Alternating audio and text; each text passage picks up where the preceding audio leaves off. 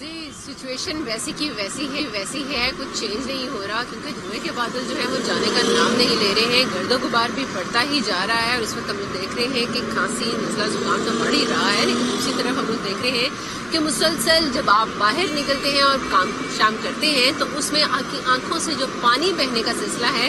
وہ بھی جاری رہتا ہے، جس کی وجہ سے لوگوں کو کافی زیادہ مشکل ہوتی ہے باہر نکلتے ہوئے۔ محکمہ تحفظ ماحولیات اور ضلعی انتظامیہ جو ہے وہ بار بار کارروائیاں کر رہی ہے، لیکن یہ بر وقت اگر کارروائیاں ہو جاتی تو یقیناً یہ صورتحال جو اس وقت کافی زیادہ بڑھتی ہے وہ شاید نہ ہو پاتی۔ ابھی بھی ہم لوگ دیکھتے ہیں کبھی روزانہ کی بنیاد پر انڈسٹریل یونٹس جو ہیں وہ سیل کیے جا رہے ہیں، اور اگر آج کے ایئر کوالٹی لیول کا میں ذکر کروں تو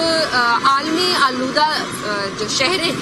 ہیں ان کی فہرست میں لاہور جو ہے وہ آج سیکنڈ پوزیشن لے رہا ہے، اور پہلے نمبر پر دہلی ہے لیکن سیکنڈ نمبر پر لاہور ہے، اور اس کا جو ایئر کوالٹی انڈیکس بتایا جا رہا ہے وہ 288 ہے۔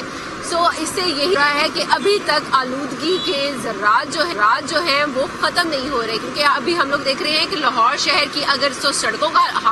احوال جانا جائے تو لاہور شہر کی سڑکوں پر بے تحاشا ٹریفک ہوتی جا رہی ہے، اور ٹریفک میں بار بار کہا جا رہا ہے کہ ٹریفک وارڈنز جو ہیں وہ چیکنگ کر رہے ہیں کہ دھواں چھوڑنے والی جو گاڑیاں ہیں ان کے چلان کیے جائیں، لیکن چلان کرنے کے باوجود ہم لوگ دیکھتے ہیں کہ وہ گاڑیاں اور وہ رکشے اور وہ چمچی جو ہیں وہ ویسے ہی سڑکوں پر دندناتے پھرتے ہیں، لیکن اس کے باوجود وہ کوئی جو چینج کرنا ہے اپنی گاڑیوں اور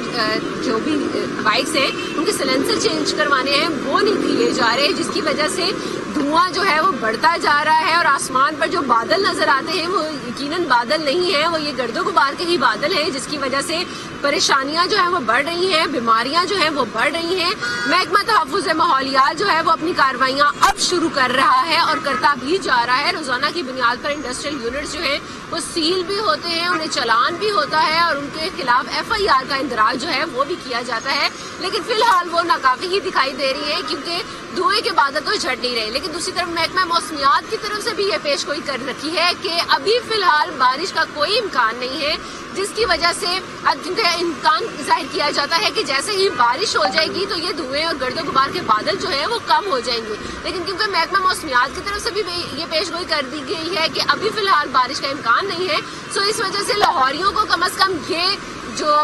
گرد و غبار ہے اس کو کم از کم چند روز تک تو ضرور برداشت کرنا پڑے گا، کیونکہ ابھی نومبر کا بھی مہینہ ہے اور دسمبر کا آغاز جو ہے وہ بھی کچھ اسی طرح کا رہتا ہے، کیونکہ اسی مہینے میں یہ گرد و غبار جو ہے وہ ماحول جو ہے وہ اس کو سپورٹ کرتی ہے، جیسے کہ ہم DG ماحولیات کا بھی سن چکے ہیں کہ یہ موسم جو ہے یہ گرد و غبار کو زیادہ سپورٹ کرتا ہے، اس وجہ سے ہوا میں بھی یہ زیادہ